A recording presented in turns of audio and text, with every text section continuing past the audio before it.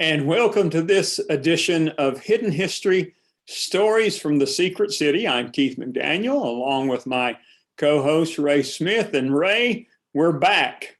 We've taken a couple of months off, mainly because we can't do everything we want to do all the time. And I had the Knoxville Film Festival last weekend, and finally it's over with. So my schedule is a little more flexible now than it was. But good morning. How are you? I'm very good, Keith. I know that film festival was a lot of work for you. It seemed to be a success considering all of the difficulties that COVID brings to us. But yeah, we took a small break, and that's okay. But we're back on our routine now. We will continue to run this for the foreseeable future until we decide to do something different. But we'll do it every other week, and we will continue to have guests on and just keep our search for hidden histories going. So I'm glad to be here this morning. Well, good. Well, why don't you introduce our guest? This is someone that you and I have both known for quite some time. Yes, I'll be happy to do that. Carolyn Krause is with us today. Carolyn is a resource that I draw on heavily for historically speaking. She writes a number of those columns for me, especially when I have a scientist or someone that has some connection to the Oak Ridge National Laboratory. She gladly takes on the research and does the work to produce the stories. The most recent one that we produced has gotten a lot of good feedback. A person that not many people in Oak Ridge knew about, and his name was Albert Nier, I believe, N-I-E-R, Alfred, and he actually built or invented the mass spectrometers that were used to measure the gaseous diffusion product at K25, and also became the basis for the Calutrons at Y12. So, and not many people knew about him. So it's that kind of hidden history that she helps to bring out. Now, Carolyn is the retired editor for the Oak Ridge National Laboratory Review. And she did that, Carolyn, I believe 25 years? 25 years I was editor, and I was a writer, I think, for 7 years before that. All right. So let's get right into it. Think about, and we'll start just by going back to that portion of your life when your career was out at the lab, and tell us some about the most interesting stories that people might not know about, and we'll start there. Okay. Okay. Well, actually, I started working on the Oak Ridger. I worked on the Oak Ridger as science writer for 4 years. And that helped me get the job at the lab. The ORNL review was started by Alvin Weinberg in 1967. And his idea was researchers would write about their research for other researchers at the lab so they would know, what was going on, and it might stimulate some collaborations and ideas for other experiments and so forth. And over the 25 years I was editor, and also writer before that, it changed to becoming more of a PR document in the 1990s and the 2000s. And it went from black and white cover, black and white inside, to 2-color covers starting, I think, in the 80s. And then in the 1990s, it was mid-1990s, it was 4-color covers, and then 4-color photos inside, and shorter articles written by journalists, mainly me, and then a few people who would chip in and help me. I noticed I went through all the magazines because I'm writing a memoir, so I went through all of them the last few weeks, and I noticed that from 1998 to 2006, I was pretty much the lone writer of all these articles. And today they have 6 to 9 science writers who are writing for the review, and it comes out twice a year. And when I did it, it was coming out 3 times a year with double issues. So it was, that's amazing that it took How many did you say? 6 people to replace you? There's an editor plus 6 to 9 writers, depending on, and they specialize, and they also write press releases too, which, you know, I had suggested that idea that we have, you know, people covering different specialties and writing for the review and also doing press releases. And it finally worked out after I left in 2011, which is when I retired. That's what they do now. And they do put out a lot of press releases, because I'm putting their press releases on the Friends of ORNL website now that I'm a member of the board there. So you were asking about, when I was going over the review, I was looking at one of the early departments was Lab Anecdotes, which was written by Herb Pomerantz, and that had some history. That had some history in it. And another department was Take a Number by Ram Upaluri, whose wife Shigeko Upaluri, you know, was honored this week and got the key to the city and so forth. And I used to edit the Take a Number, so I was very familiar with that. But one of the lab anecdotes I was reading about, I was rereading about the graphite reactor, and I had forgotten this, but as you know, Louis Slotton, who later died at Los Alamos in an accident, he was tasked with driving to the Alexander Inn, which was called the Guest House back then, to pick up Enrico Fermi and Arthur Compton, who had come in from Chicago. They were invited by Martin Whittaker to come to see the graphite reactor go critical, and was it November 4th, 1943. And so what was strange is they had to be awakened at 5 a.m. because it was about to go critical. And maybe it was 4 a.m. I think it was about to go critical around 5. And the question is, why did it have to go critical so early in the morning? Well, the lab anecdote reminded me of the fact that the men who were loading the uranium slugs were getting pretty bored. So they decided to have a competition. So they had 2 teams, you know, loading the uranium slugs to see which team would get the most slugs in first. And that's why it was ready to go, you know, critical early in the morning. And that's why they had to wake up Fermi and Compton, who actually were in charge of the design of the graphite reactor, and Alvin Weinberg was very much involved in that. And he, of course, was in Chicago, working with Fermi and Wigner and Compton. You know, Carolyn, I'm sorry. That just reminds me, when I first started working on Secret City, the documentaries, and I think I had an opportunity to interview him twice, is I interviewed John Gillette, who was there loading the uranium slugs the morning that it went critical the first time. And he sort of recalled and told that story. Right. Yeah. I knew John. I had met him, talked to him a few times. Mm-hmm. I've always been sort of interested in, well, I went to the College of Worcester, and the Compton brothers grew up in Worcester, and they all went to the College of Worcester in Ohio. And I stayed in a dorm my junior year called the Compton dorm. So, so the Compton family, you know, paid for building that dorm. So that's when I first started learning a little bit about the Manhattan Project.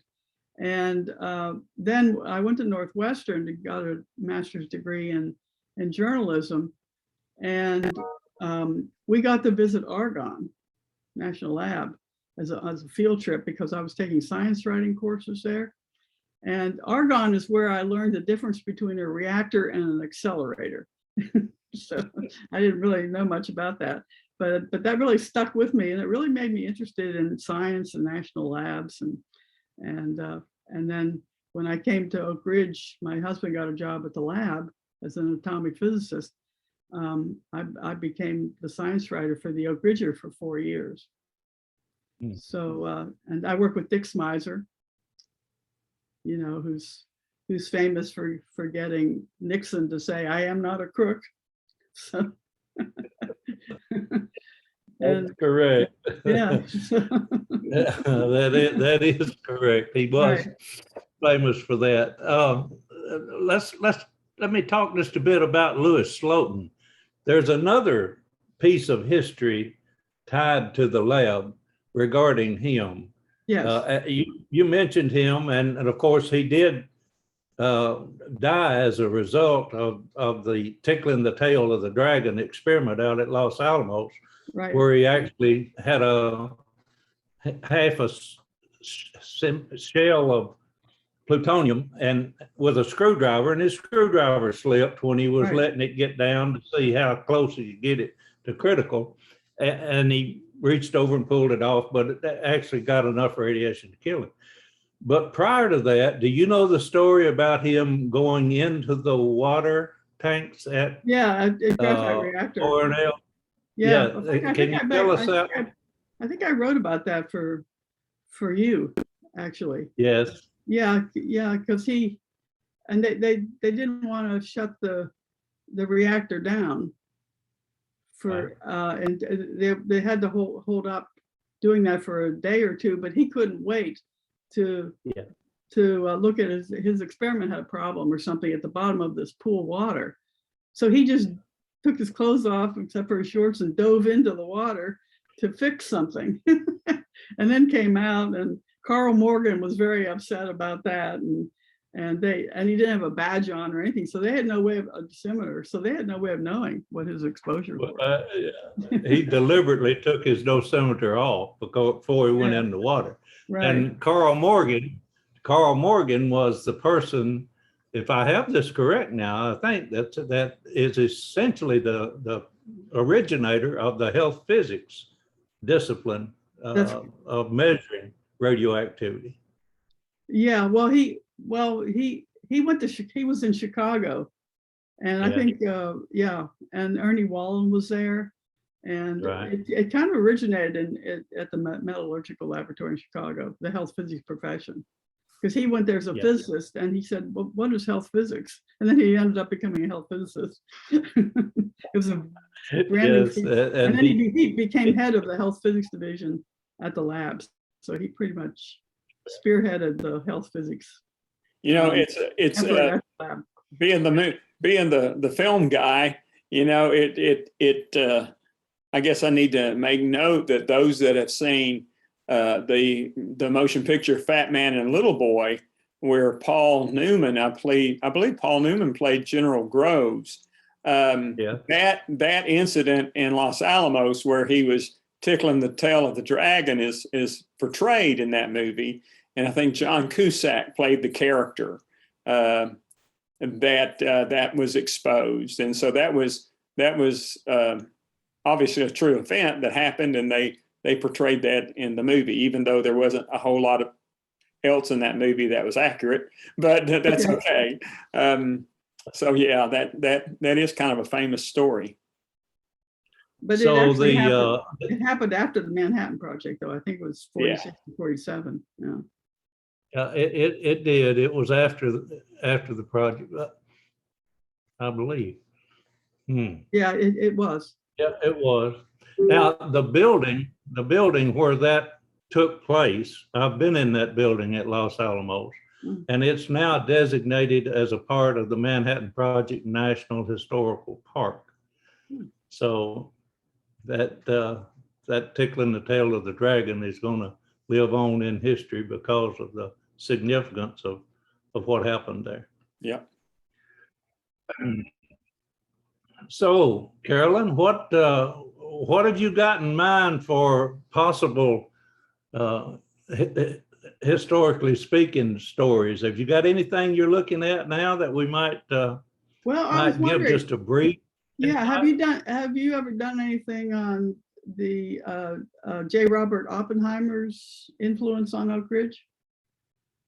I have not. The focus on Oppenheimer has, well, with the exception of the thermal diffusion S50, of course, it was built because of his suggestion to Groves that if they had just a little bit of upfront work, it would speed up the process, because the hardest part of getting that uranium separated, 235 separated, is getting it from 0.7% up to 1, 2, or 3%. The higher you get it, the easier it is to continue going. So that's the only thing that I've dealt very much with. By the way, there's another scientist that was out at Los Alamos that had a significant impact on Oak Ridge. That was Richard Feynman. He came here because he recognized that the people at Y12, Tennessee Eastman Company, did not know what they were storing in that uranium-235. They didn't appreciate and understand that if they had a large container of it on one side of a concrete wall and put another large container right up on the other side of the concrete wall, that they could still have difficulties because those neutrons would go right through those concrete blocks. It could go so critical. He came out here and explained that to them, that they could not store it as they were doing. So yeah, I Feynman remember I remember writing about that for you. But right, the Oppenheimer angle would be interesting because we think about Nichols here. We don't think much about Oppenheimer, but he did have. I mean, he was very interested in what was going on here because that's where the uranium was coming from, and that's where they proved the principle for plutonium. But about the only thing I've written about him is the fact that we have a photograph by Ed Westcott of him sitting at the base of the fireplace, right beside the fireplace, under the mantel at the guest house. And we now have that picture framed and sitting on that very same mantel up at the guest house, the Alexander Guest House, which is the senior living center now. So Oppenheimer would be a good choice, I think. Yeah, well, actually, I discovered when I looked at the reviews that were put out before I joined the staff, Eugene Guth wrote an article on J. Robert Oppenheimer for the review. I think it was the 1968 issue. And I read through it. And he also proposed an expansion of Y12's electromagnetic separation too, in addition to the S50 thermal diffusion. And there have been interesting things written about him since too. So like well, okay, let's just make the deal here. Go ahead and write that for me. I would be glad to publish it. Okay. Yeah. Well, also there's the relationship between Oppenheimer and Ken Nichols too, that had to do. I know nothing about that. So that would be a very interesting reason. Right. I mean, I have Kenneth Nichols' book. Yes. Road to Trinity, and I have the book on Oppenheimer. So I thought, well, someday I'll go through the index and look at what they had to say about each other. The thing that stands out most in my mind about Nichols' book is that he made a significant mistake when he talked about the amount of electricity that was used in Oak Ridge. He said 1/7 of the electricity produced in the nation was consumed in Oak Ridge. Now that's an error. And Cameron Reed, who is a friend of mine and a professor, has done the research. He's actually gone to TVA records. He's pulled the actual consumption in Oak Ridge, and he's done the calculation. And what really was the case is that Oak Ridge used approximately 1/7 of the electricity produced by TVA, about the same as the city of New York City, but not 1/7 of all of the electricity in the nation. That was a far larger number.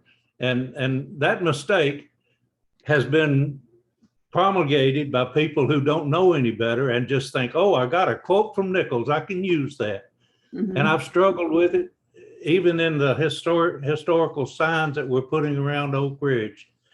That particular mistake got included. And the answer is really what now? What was the percentage? 1/7 of the electricity produced by TVA. Right. Oh, that's what he meant to say. Okay.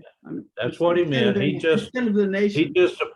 He applied it to the entire nation. And it was really just what was produced by TVA here in the Southeast. Right.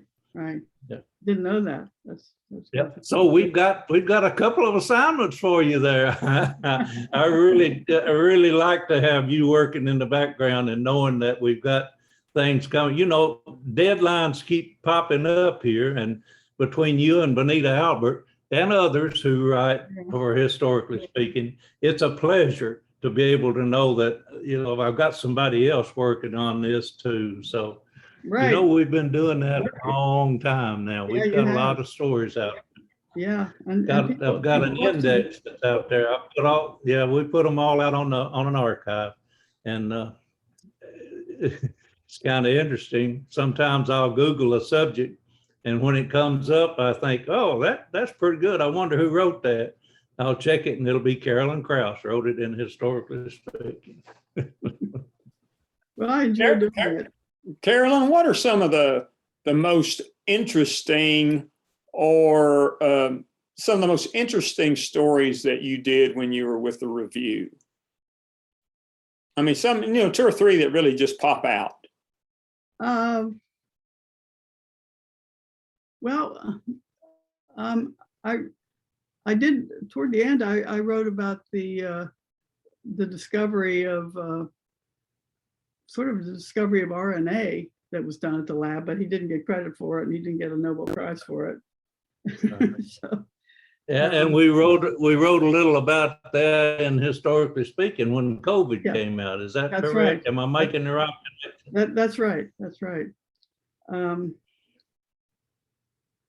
Let's see. I mean, and that was Karen Bruni. You know, I've acted with her. I've done so many stage shows with her. She works at Rome State. It was her father. Yeah, it was her father. Yeah. And right now I can't pull up his name. Karen Bruner. It was Karen Bruner's father. I remember reading an article about that. Maybe you all did that. Somebody did. Yeah. I wrote an article on that. Yeah. Gordon Fee requested it. Mm-hmm.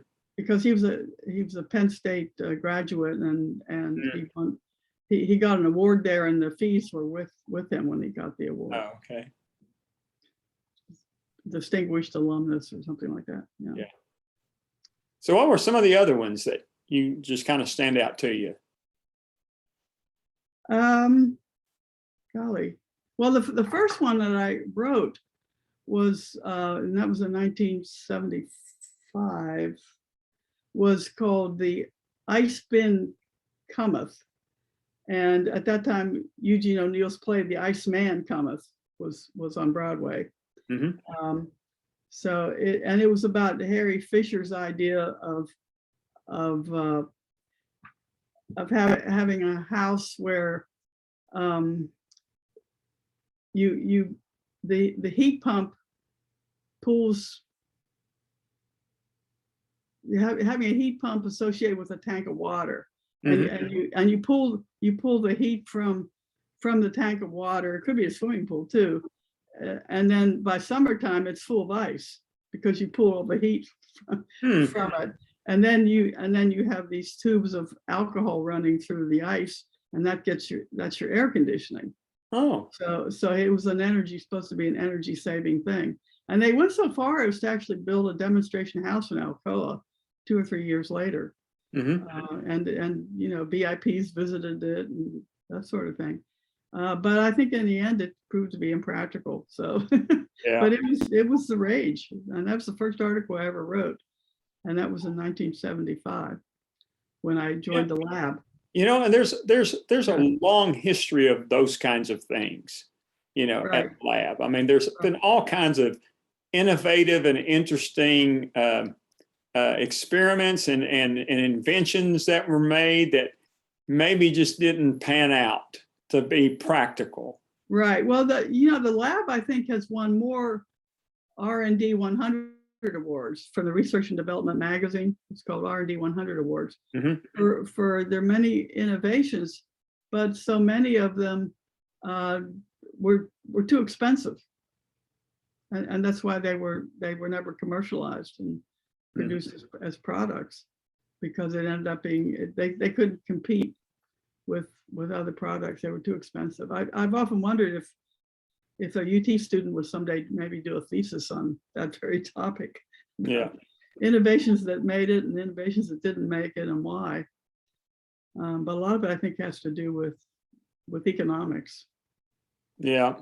And the sad thing about it is probably if you were to be able to scale those things up to where it was mass produced at a large number, it would be affordable. Mhm. So, you know. Yeah, Well, you know, there. Go ahead. Vinod Sika came up with a steel that I think is used in coal-fired power plants. And it became worth billions of dollars. That was a big success. It came out of the lab, this particular steel. And then the in-ore nickel alloy that became Hastelloy and was produced by Cabot Corporation at that time. And Bill Manley, who was involved in the lab's production of that, he then moved on to Union Carbide and then to Cabot. At the same time that Robert Sharpie, who had been at the lab also, was president of Cabot Corporation in Boston. And Hastelloy is still being used today, I think, for jet aircraft. So that's another alloy that made it big, that came out of the lab. But they're just Well, go ahead. One they're struggling with now is carbon fiber. It has a huge potential, but it's very expensive to produce. Yeah. We have a building sitting out in Horizon Center now that was built Right. to demonstrate that concept, and I'm not sure, but what it's sitting empty now. You were talking about the Historically Speaking column that we wrote. It was on Karen Bruner's father. Yes. His name was Elliot or Ken Bolkin. Bolkin. Bolkin. Yeah, he was known as Ken That's, Bolkin. That's right, Bolkin. Yeah. And I actually went to his house on West Outer Drive and interviewed him before I did the article in the review, which the column is based on the review article. You know, Yes. I may have done an oral history with Ken Bolkin. I hope you did. I can't remember. That name is awfully familiar. Mhm. I wouldn't be surprised. You've done several hundred of those. I've done 400 of them. I'm not, plus my interviews for my films, so I can't remember everybody. But that name is familiar. I think I may have done that. I'll have to look in the archives and see.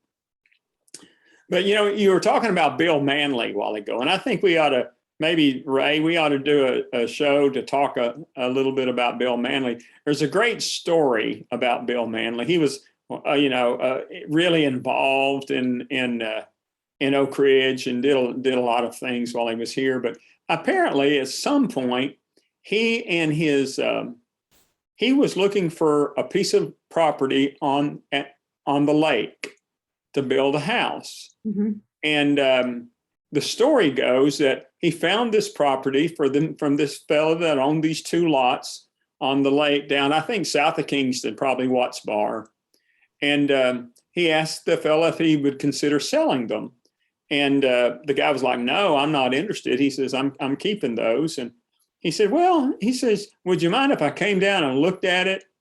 And so he and Bill and his wife went down there to the lake to meet. And he asked him again. He said, "What would you take for these two lots?" And the guy said, "I'm just going to give him a price so big, way over the market value, he'll just say no."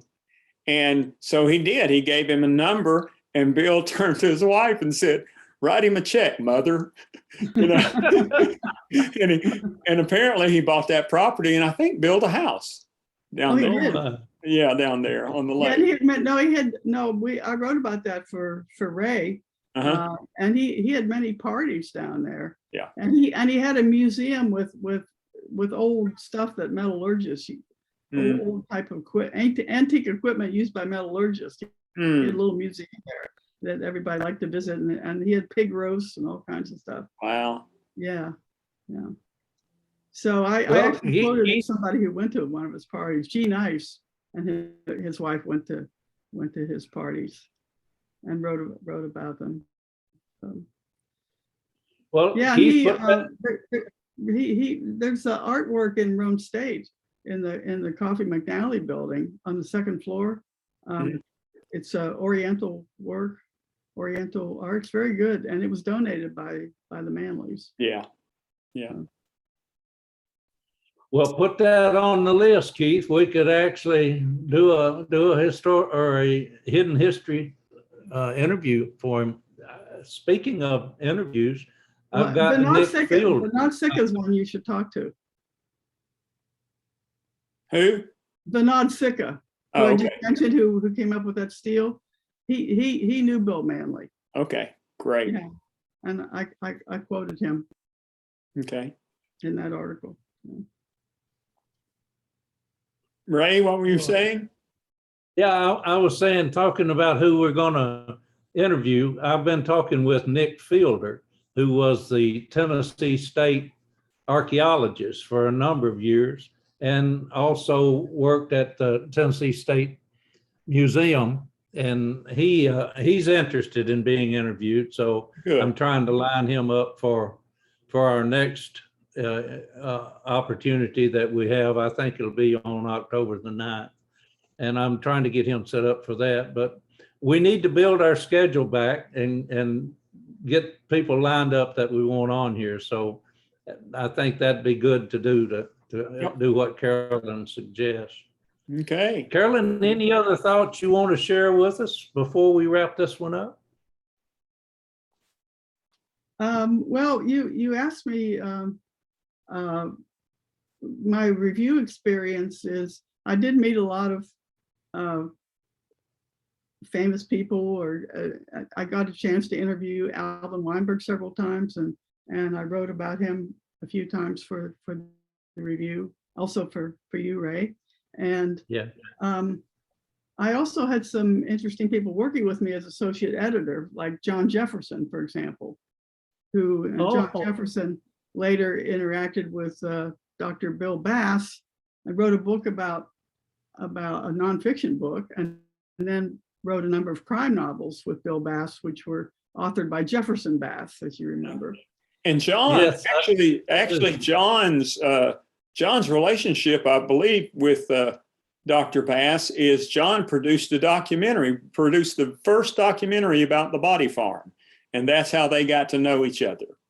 Is that right? I remember John before he was an author, when he was a documentary filmmaker. Mm-hmm. So, well, I think John first got interested in Bill Bass because he married Cindy Robinson, who also was an associate editor with me. And Cindy had taken a course from Bill Bass at UT. So I think she introduced the idea to John. And John and Cindy also ended up writing scripts for, I can't remember the name of the show, but it was on A&E, the Arts and Entertainment Network, sometime in the 90s, I guess. And they wrote they wrote scripts for various shows. And so that's how they got involved in some TV work. So Cindy Robinson was working at Y12 when I was out there, and right. She and John had divorced by then, but they were still good friends. And she is the person that introduced me to John. And in the context with John, we connected with Bill Bass, brought him out to talk to Y12 a couple of times, or to Oak Ridge. But the key thing is, that's how we came to the point where they wrote the book, Bones of Betrayal. Bones of Betrayal is set in Oak Ridge, and they starts out with a murder up in at the Alexandrian. They find the body in the pool there. And the interesting thing that John wanted, he and Bill wanted to find a location in Oak Ridge where they could have a murder victim from the Manhattan Project be discovered in the modern day time. And they had the scientist out at Oak Ridge National Laboratory, Dr. Vass, V-A-S-S, who had invented this sensing technique electronically to detect decaying flesh underground by the by scanning over it. And they actually used that technique in looking for additional victims out in California to the Manson murder. But at any rate, back to this, John and Dr. Bass wanted me to take them on a tour, so I did. I took them on a tour of Y-12, showed them all the things I could think of that they might like. And then we went to Katie's Kitchen over on Chestnut Ridge, over near south side of Chestnut Ridge, near the laboratory, which was actually the history about that building is that it was Operation Dog during the first years after the Manhattan Project, stored the highly enriched uranium underground back in a cavern that they dug back into there. And it had a silo where they had actually made it look like a barn and a silo by putting wood over that tunnel entrance, and that they had put the guards up in the top of the silo. But anyway, that's been changed, and it became known as Katie's Kitchen because Katie Odom, somewhere in the 50s and 60s, she would go out there and have lunch for the group of the ORNL group that was working out there. And they just jokingly called it Katie's Kitchen. Well, that is stuck now. That's Katie's Kitchen. They loved that site. So they wrote it into the book that's where they'd find the murder victim, put a picture of it in the book and this, that, and the other. One more little detail. And he loved one of the pictures. If you remember the individual girl sitting at a Calutron, just one very nice looking young lady sitting there and turning a knob. John just loved that picture. He wanted to use it. He put it in his book. He wanted to talk about the Calutron girl. So when he finished his book and we had the book launch out at the New Hope Center, I found that girl that is in that picture. And I had her, we blew up that picture, and I had her come to that book launch and present that to John Jefferson. He was delighted. She signed it and everything. And I said, okay, I'm really trying to think of her name now. Her husband worked as a volunteer at Oak Ridge at the American Museum of Science and Energy. I believe her first name was Lillian. I wish I could think of it. Names are killing me. But anyway, she was there, and I told her, I said, now tell John how you come to be in that picture. She laughed and she said, I'd never worked at Y-12. I was a Kodak model. And Tennessee Eastman was running Y-12. They brought one of their models down there, dressed her up like a Kodak, Calutron girl. They didn't call them that then. It was a cubicle operator. Yeah. So John got that picture. Anyway, now John Jefferson is another one we ought to have on here, Keith. I'll put him on our list. Okay, sounds good. Yeah, right. Another person I worked with was Alexandra Whitsey. She was an MIT student in geology who became a summer intern for Environmental Sciences Division, but they didn't really know what to do with her, how to place her, what kind of work for her to do in the summer. So they ended up placing her with me because she was interested in writing as a science writer. And that's what she turned out to be. So she worked with me and wrote an article on diamonds, diamond research at the lab one summer. And we took her to the Smokies, my husband and I, and showed her a good time. And she ended up being quite a well-known science writer. She still writes for Nature magazine and Science News as a correspondent. She's written a book called The Island of Fire. She's co-author of a book. And that's on the 1783 volcanic eruption. That was, the summer that was more like a winter because of it. She writes about earth sciences because she majored in geology at MIT, but she really has done well for herself as a science writer, and she interned with the review. So I'm really proud to have worked with her. Right, you gave her a good start, huh? Yeah. That's right. That's right. One of the things, Steve Stowe, who died recently, he and I were in the history center at the lab, which was headquartered at the graphite reactor for a while, until COVID struck. But he told me a story that I don't think is true, but I've often wondered about. And it has to do with, and it's funny, it has to do with the fact that when workers went to Y12, or any of the plants on a bus, there was always a guard there, listening to see if anybody was saying the words they shouldn't be saying. And so of course you couldn't say the word uranium. You had to say tuballoy if you wanted to talk about uranium. So one day this guard thought he heard a woman say uranium. So he got up and he went back and he said to her, what are you talking about? And she said, oh, I'm just telling my friend about my geranium garden. How funny. And I thought, that's a great story, but I don't know if it's really true or not, but I mean.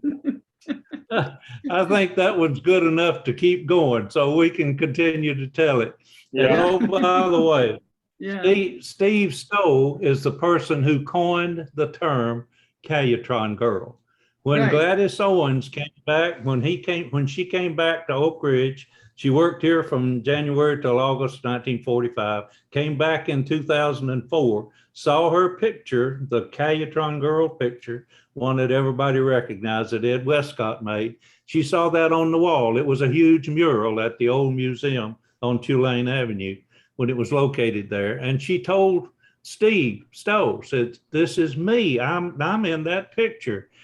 And Steve called me and he said, Ray, I found you a Calutron girl. Now, that's where that term came from. Of course, they called them cubicle operators back in the day.